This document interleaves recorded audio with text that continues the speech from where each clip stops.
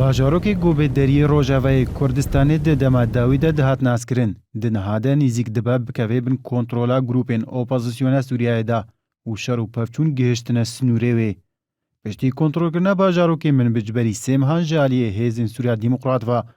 hemû pêşbînî ji bo wê diçûn gobereyan û ya wê hêzê bajarokê Babêya ji ber giringiya mezin ya Babê got herdû kantonên Kobanê û Efrînê bi hevagirê dida û bigirtina Babê nexşeya yekparçeyî axa Rojava temam dibe lê tiştê got bê dûr dihat zanîn çêbû Tirkiye bi hêza xwe digel çend grûpên opozîsyonê derbasî nav axa Sûriyayê bi taybetî navçeya Ezaz û Cerablus bû û berê xwe da Babê û bi destwerdana Enqera tevahiya sînaryoyan tevlî hevbûn û ev destwerdan bû sedem got hêzên Sûriya Dîmokrat pêşveçûnên xwe bi aliyê Babê de bisekinînin bi taybetî got Amerîka helwêstek diyar bo Hesedê nîşan neda û destwerdana Tirkiyeyê bo parastina snûr bi nav kir. Grûpên opozîsyonê bê piştevaniya topxane û balafirên Tirkiye din hada lê derdora Babê şer lê dijî Daişê dikin û Daeş nîzik bûye dawî û girîngtirîn bajarê dibin kontrola xwe de lê Rojhilata Parêzgeha Helebê jê dest bide. Eger ji rewangeha berjewendiya Kurdên Rojava ve temaşeyê mijara bajaroka Babê bikin, şerê Kurdan lê Babê dijî Daeş asandir û siviktir bû ji şerê Kurdan lê dijî grûpên opozîsyona Sûriyayê eger hatû ew şer derket di dema pêş de ji ber van xalan. Eger berî sê mehan û heya berî çend hefteyan jî Kurdan êrîş kirbane ser Babê û şerê Daişê kirbane di Babê de çi aliyekî nikarîbû bi aşkera pêştevaniyê bide Daişê ji ber Daeş lê cem piraniya dinyayê bê dijmin tê naskirin. Lê bêketina Babê dibin kontrola grûpên opozîsyonê de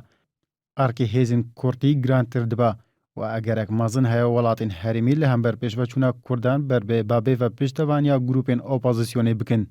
Dê dema derbasbûyî de digel her êrişeka Kurdan bo ser Daişê havpeymanan pêştevaniya leşkerî û siyasî didan Kurdan û kêfxweşbûn bê şikestina Daişê. Lê eger Bab ket bin kontrola opozîsyonê de û piştre Kurda xwestin şerê wan bikin da got wê kontrol bikin eger heye Amerîka û havpeymanan piştevaniyê nedin Kurda ji ber wek çawa çek û piştevaniyê didin Kurdan di heman demê de piştevanî û çekan didin grûpên opozîsyonê. Xalek din jî heye got peywendî bê mijara axa Sûriyayê ve girê daye piraniya aliyan temaşayê Daeş dikin wek hêzek xerîb û nexwedana arda Sûriya û dema Kurdan şerê Daeş dikirin û cihê wê digirtin aliyan wek xwedan ar temaşayê Kurda dikirin ji ber deverên wan bûn û deverên Sûriyayê ne û ew hêzeka navxweyî Sûriyayê ne.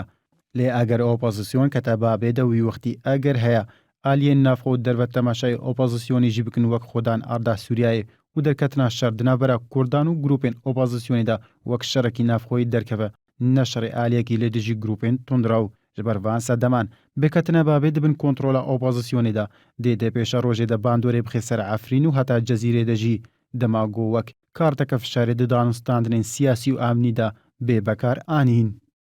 İbrahim Adem, NRT